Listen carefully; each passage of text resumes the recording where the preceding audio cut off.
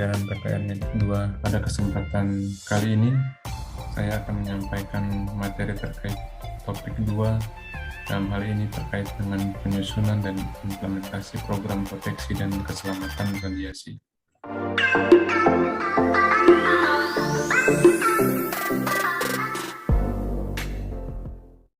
Kemudian tujuan materi ini adalah yang pertama, peserta mampu menyusun dokumen program proteksi dan keselamatan radiasi. Kemudian yang kedua, peserta mampu menyusun laporan pelaksanaan program proteksi dan keselamatan radiasi. Adapun materi pokok dari presentasi kali ini, yang pertama adalah pendahuluan, kemudian sistematika dokumen program proteksi dan keselamatan radiasi, kemudian penyusunan dokumen program proteksi dan keselamatan radiasi, laporan pelaksanaan program proteksi dan keselamatan radiasi, penutup, dan terakhir diskusi topik 2. Sebagaimana kita ketahui bahwasanya dokumen program proteksi radiasi adalah salah satu dokumen yang dipersyaratkan, yang dibuat oleh pemohon izin menjadi persyaratan dalam mengajukan permohonan izin, yaitu dokumen program proteksi dan keselamatan radiasi. Terkait dengan bab pertama, yaitu bab pendahuluan, ada beberapa dasar hukum yang dapat dijadikan rujukan. Yang pertama adalah PP nomor 33 tahun 2007, pasal 6 ayat 2B, kemudian PP 29 tahun 2008, kemudian Perka Bapeten nomor 4 tahun 2013, dan yang terakhir Peraturan Badan nomor 4 tahun 2020. Sebagaimana kita ketahui adalah program proteksi adalah salah satu persyaratan izin. Dia merupakan dokumen yang dinamis, sangat terbuka untuk dimutakhirkan secara periodik. Pemutakhiran atau pembaruan dilakukan baik atas inisiatif pemegang izin maupun melalui masukan yang disampaikan oleh Bapeten, seperti pada saat acara rekualifikasi seperti ini. Kemudian dokumen tersebut juga menunjukkan tanggung jawab pemegang izin melalui penerapan struktur manajemen, kebijakan, dan prosedur yang sesuai dengan sifat dan tingkat risiko radiasi. Adapun yang dimaksud dengan program proteksi sesuai dengan PP 29 tahun 2008 pasal 1 angka 7 merupakan tindakan sistematis dan terencana untuk melindungi pekerja, anggota masyarakat, dan lingkungan hidup dari bahaya radiasi. Kemudian ini adalah susunan dari dokumen program proteksi dan keselamatan radiasi di fasilitas radiologi diagnostik dan intervensional. Ada lembar pengesahan, lembar pernyataan kebijakan, dan kemudian bab 1, bab 2, dan bab 3. Kemudian yang berikutnya adalah bab 4. Ada yang baru dari bab 4 ini yang mungkin di dokumen program proteksi dan keselamatan radiasi yang Bapak Ibu susun atau yang Bapak Ibu miliki saat ini belum ada terkait dengan penetapan pembatas dosis. Kemudian bab 5, rekaman dan laporan, dan yang terakhir lampiran. Di bab pendahuluan ada latar belakang, tujuan, ruang lingkup, maupun definisi. Dasar hukum seperti yang tadi saya sampaikan, kemudian juga tujuan dari disusunnya dokumen tersebut, kemudian ruang lingkup program proteksi ini, kemudian definisi apa saja istilah-istilah yang ada dalam kegiatan pemanfaatan sumber radiasi kimia dimasukkan ke dalam bab 1 pendahuluan. Kemudian bab 2 terkait dengan organisasi proteksi dan keselamatan radiasi, ada struktur organisasi, tanggung jawab, dan pelatihan.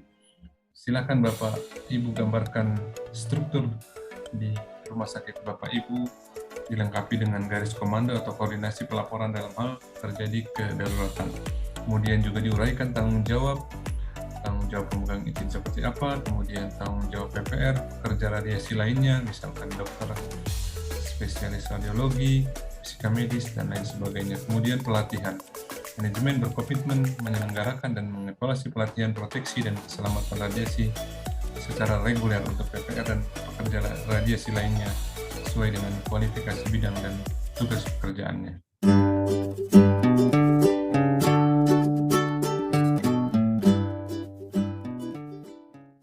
Kemudian lanjut ke bab 3, ada deskripsi fasilitas. Silakan Bapak Ibu uraikan deskripsi fasilitas di sini secara jelas, desain ruang, denah ruang, serta penggunaan ruang di sekitarnya. Dijelaskan, kemudian juga letak sumber radiasi pengion, kemudian berkasnya mengarah kemana. Kemudian juga deskripsi peralatan utama dan peralatan penunjang. Kemudian yang berikutnya terkait dengan pembagian daerah kerja. Tentukan daerah mana daerah pengendalian dan mana daerah supervisi harus dinyatakan dengan jelas. Kemudian juga diberi tanda peringatan yang jelas, mudah terlihat dan mencolok di setiap pintu masuk di daerah pengendalian atau daerah kontrol. Kemudian deskripsi perlengkapan proteksi radiasi ini masih dalam bab 3, diuraikan perlengkapan proteksi yang digunakan, di antaranya peralatan pemantau paparan radiasi yaitu surveimeter, kemudian peralatan pemantau dosis perorangan, film, TLD ataupun dosimeter baca langsung yang telah dikalibrasi. Kemudian peralatan protektif seperti apron, tabir PB, pelindung gonad dan lain sebagainya. Kemudian kita masuk ke dalam bab 4, ada konsep pembatas dosis. Pembatas dosis adalah batas atas dosis pekerja radiasi dan anggota masyarakat yang tidak boleh melampaui NBD, nilai batas dosis yang digunakan pada optimisasi proteksi dan keselamatan radiasi untuk setiap pemanfaatan tenaga nuklir. Pada bab ini dijelaskan terkait dengan definisi pembatas dosis, kemudian apa bedanya pembatas dosis dan NBD. Harus kita bedakan bahwasanya pembatas dosis adalah bagian dari optimisasi, sedangkan NBD adalah bagian dari dose limit. Sehingga pembatas dosis nilainya adalah di bawah dari NBD.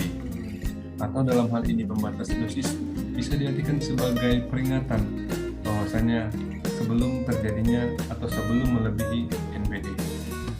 Kemudian di bab 4 juga mencakup dengan proteksi dan keselamatan radiasi, kemudian juga terkait dengan pengoperasian pesawat Sinar X, dijelaskan prosedur pengoperasian meliputi dari menghidupkan, mengoperasikan maupun mematikan. Ada banyak kasus bahwasanya prosedur yang dilampirkan hanya menghidupkan dan mematikan, tidak ada cara mengoperasikannya. Kemudian juga diuraikan data faktor eksposi untuk setiap penyinaran. Kemudian yang berikutnya proteksi dan keselamatan radiasi untuk personil. Pekerja radiasi dilengkapi dengan PLD dan secara berkala mengirimkan ke laboratorium eksternal yang telah terakreditasi dan ditunjuk oleh BPTN.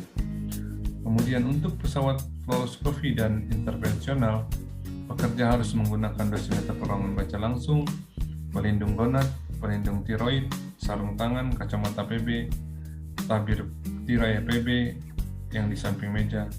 Kemudian terkait dengan pemeriksaan, pekerja radiasi harus dilakukan minimal sekali dalam setahun, sebelum, selama bekerja, maupun pada saat terjadi pemutusan hubungan kerja.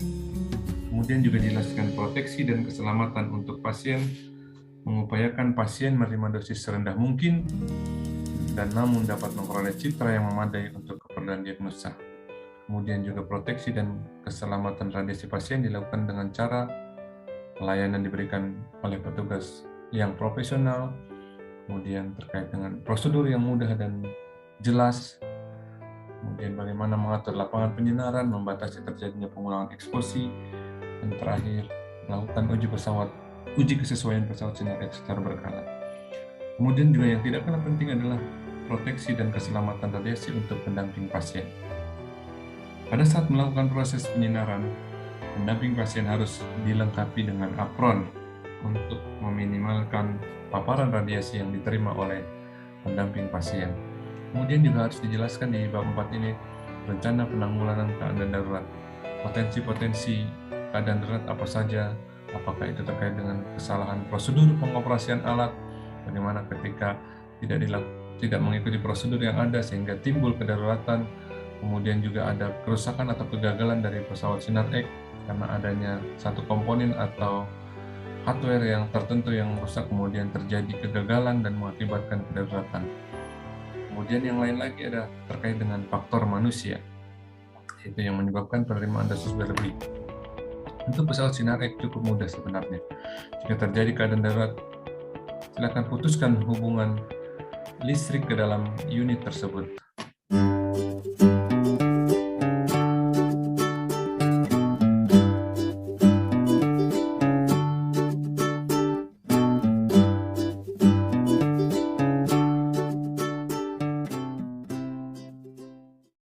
Kemudian, petugas memberitahu kepada PPR rekaman kejadian akan dibuat dalam bentuk laporan ke pemegang izin.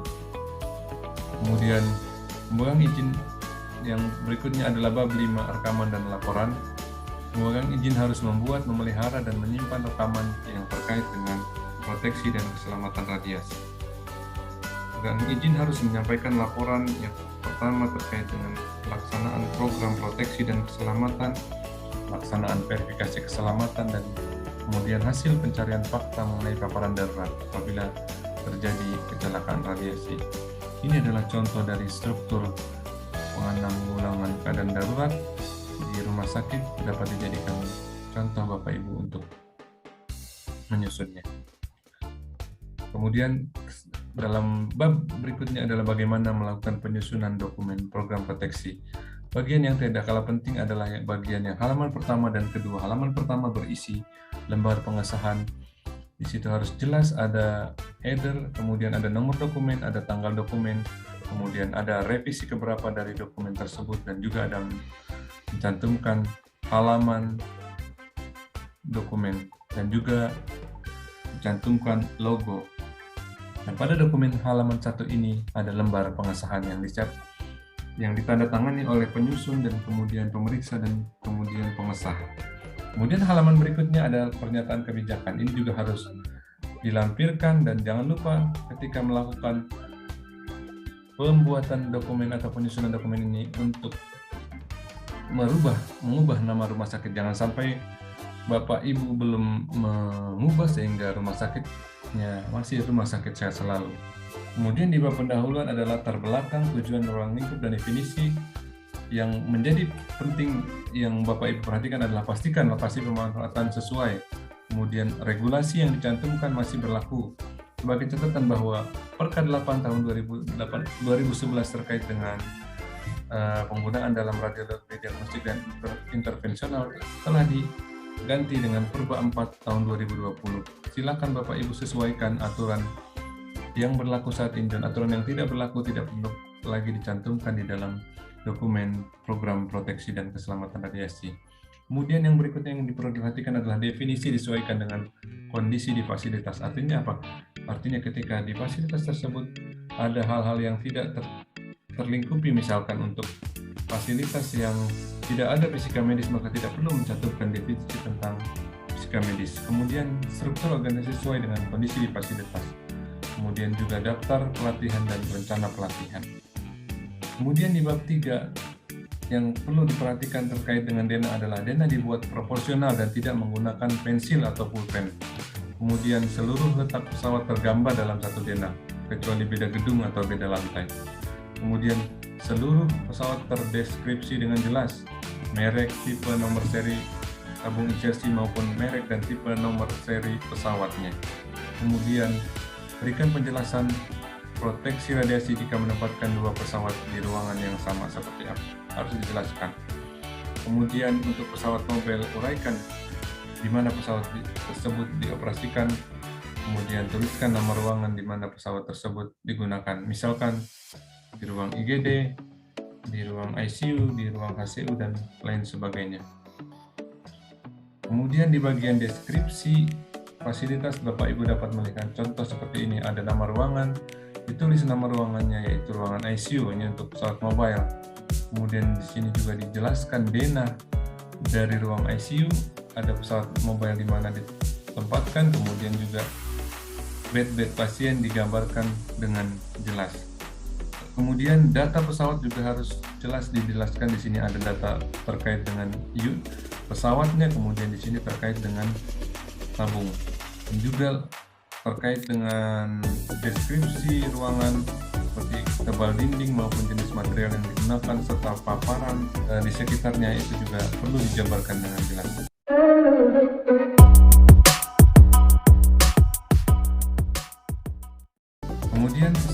penulisan deskripsi pesawat dan fasilitas harus dipastikan bahwa penulisan tipe dan nomor seri tabung sesuai dengan label yang ada di pesawat.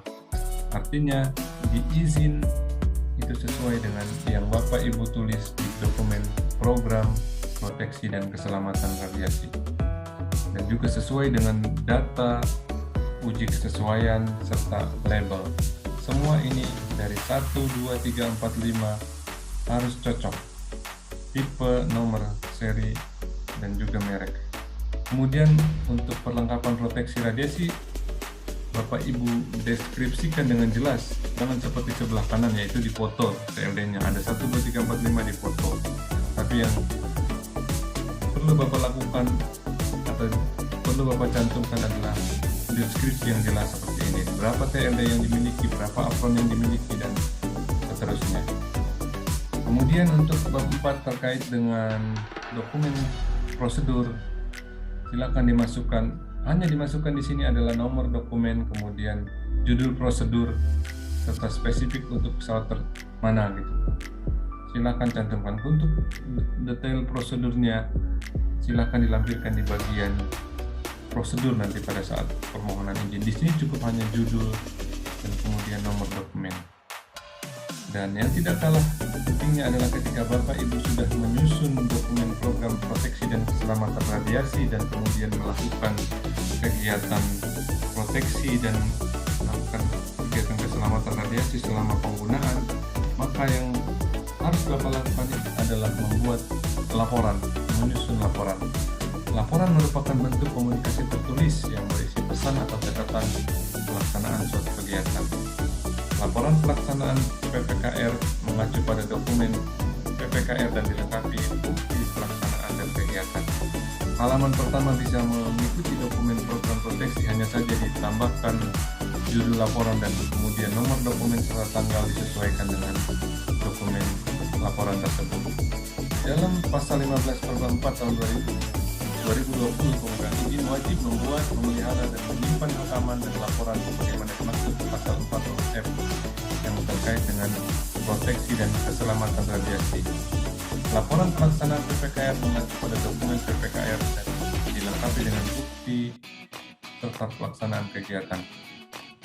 Adapun rekaman dalam dokumen PPKR adalah data inventarisasi pesawat Sinar X, kemudian catatan dosis yang diterima personil, hasil pemantauan laju paparan radiasi di tempat kerja dan lingkungan, kemudian uji kesesuaian pesawat Sinar X hasilnya, kemudian kalibrasi dosimeter perorangan pembaca langsung atau PENDOS dosimeter saku, kemudian apabila terjadi kecelakaan ada dokumen hasil pencarian fakta, kemudian apabila terganti pergantian komponen dan hal ini logbook perbaikan dan perawatan, kemudian juga terkait dengan pelatihan yang berisi paling kurang nama personil, tanggal dan jangka waktu pelatihan, kemudian topik yang diberikan, kemudian juga fotokopi sertifikat pelatihan atau surat keterangan.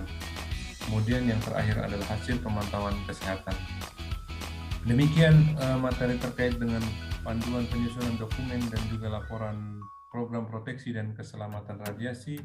Mudah-mudahan Bapak Ibu pahami. Kemudian sebagai penutup, program proteksi disusun untuk setiap pelaksanaan pemanfaatan tenaga nuklir.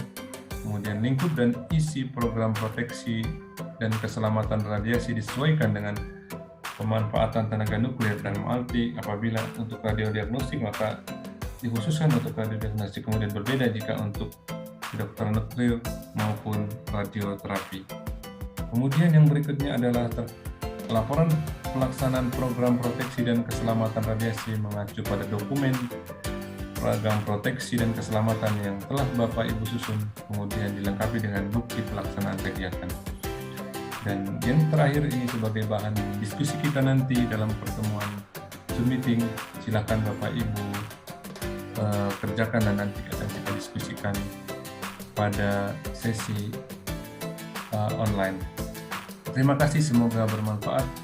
Assalamualaikum warahmatullahi wabarakatuh.